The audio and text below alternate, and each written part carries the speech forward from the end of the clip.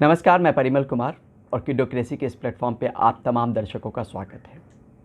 आज बात बच्चों के स्क्रीन टाइम की और उससे जुड़े शोध की। और इतना ही नहीं, अब तक जितनी वीडियोस बनाए हैं और जिन जिन डॉक्टरों से मुलाकात की है उन्होंने आखिर क्या कहा है स्क्रीन टाइम को लेकर, इन तमाम पहलुओं को जानना और समझना ज़रूरी है और आपको बताना भी ज़रूरी है। इंडियन एकेडमी ऑफ पेडियाट्रिक्स कहती है और WHO की गाइडलाइन भी है कि जब बच्चा 2 साल तक का हो, जन्म से 2 साल तक, तब no screen time. Screen time मतलब मोबाइल पे वक्त बिताना, टीवी देखना, लैपटॉप देखना, डेस्कटॉप देखना, टैबलेट देखना, ये सब स्क्रीन टाइम में काउंट होता है। यानी 2 साल तक कोई भी स्क्रीन टाइम नहीं। 2 से 5 साल की उम्र में 1 घंटा बच्चा वक्त बिता सकता है इन सब डिवाइसेस पे स्क्रीन टाइम को लेकर, लेकिन जितना कम हो उतना बेहतर है। तो ये बताना ज़रूरी है आप तमाम पेरेंट्स को। 5 साल से ऊपर में ये कहा गया है, जो गाइडलाइन है WHO की या इंडियन एकेडमी ऑफ पेडियाट्रिक्स की, कि आप 2 घंटे स्क्रीन पे वक्त बिता सकते हैं। ऐसा क्यों कहा गया है वो भी बारी बारी से आपको बताने की कोशिश करते हैं। एम्स का RP सेंटर है जो आँख को लेके बच्चे और बड़ों का इलाज करता है। उसके प्रमुख है डॉक्टर तितियाल। उन्होंने ये बताया कि इससे मायोपिया की समस्या जो है बच्चों में, जिसको निकट दृष्टि दोष कहते हैं, जिसमें दूर की चीज़ें देखने में दिक्कत होती है, वो लगातार बढ़ रहा है बच्चों में। अर्बन हो, रूरल हो, सब जगह पे इसकी तादाद बढ़ रही है। यानी मायोपिया की समस्या जो है उसमें इजाफा हो रहा है। दूसरा, पोस्चर प्रॉब्लम को लेकर दिक्कत आ रही है। ये भी कहा गया कि जिस हिसाब से आप अगर मोबाइल फ़ोन थमा देंगे तो बिल्कुल झुक के ऐसे बच्चा मोबाइल फ़ोन देखता रहेगा, तो इस बैक में दिक्कत आएगी, जो सही पोस्चर नहीं है उसको लेकर दिक्कत आएगी। सोने की समस्या को लेकर दिक्कत आती है। मनोचिकित्सकों से बात हुई तो उन्होंने कहा कि बहुत सारे पेरेंट्स इस शिकायत को लेकर आ रहे हैं कि स्पीच को लेकर बच्चे में दिक्कत हो रही है, वो देर से बोल रहा है क्योंकि बचपन में ही मोबाइल फ़ोन थमा दिया गया। ये तमाम परेशानियां बतानी ज़रूरी है क्योंकि हम अनजाने में बहुत सारी चीज़ों को कर जाते हैं जिसमें हमें कोई खबर नहीं होती कि वो गलती हो रही है और बाद में उसका खामियाजा भुगतना पड़ता है।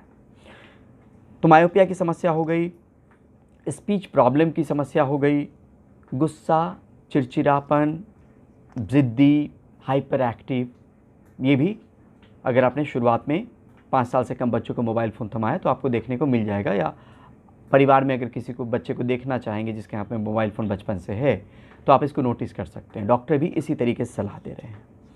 क्रिएटिविटी को लेकर भी लोग कह रहे हैं और जो जानकार हैं वो कह रहे हैं कि क्रिएटिविटी मर रही है। माँ, जब मोबाइल फ़ोन आप थमा रहे हैं, बनी बनाई चीज़ सामने आ रही है तो बच्चे क्रिएटिव नहीं हो पा रहे हैं। Mental problem, physical problem, obesity की दिक्कत, ये तमाम समस्याएं धीरे धीरे घर कर जा रही हैं बच्चों में। और एक चीज़ और कहा गया है कि 20-20-20 का फॉर्मूला है। मतलब बच्चा 20 मिनट मोबाइल फ़ोन देखे तो 20 सेकंड के लिए मोबाइल फ़ोन से दूरी बनाए और अगले 20 सेकंड में दूर की चीज़ों को देखने की कोशिश करें। तो ये एक प्रैक्टिस में लाना बहुत ज़रूरी है। इसको लेकर अब अगर आप बात करेंगे कि भारत में भी एक शोध हुआ है जिसमें screen time and developmental delay in children less than 5 years of age, इस नाम से आपको आर्टिकल मिल जाएगा गूगल पे अगर आप सर्च करेंगे तो। ये करीब 718 बच्चों में किया गया था जिसमें ये माना गया कि सीधे तौर पे स्क्रीन टाइम का असर आपके बच्चों के डेवलपमेंट पे पड़ रहा है। तो मेंटल डेवलपमेंट की बात यहाँ पे है। दूसरा एक शोध है जो इस नाम से अगर आप देखें तो आपको मिल जाएगा, जो BMC पब्लिक हेल्थ में छपा, वो मायोपिया को लेकर है।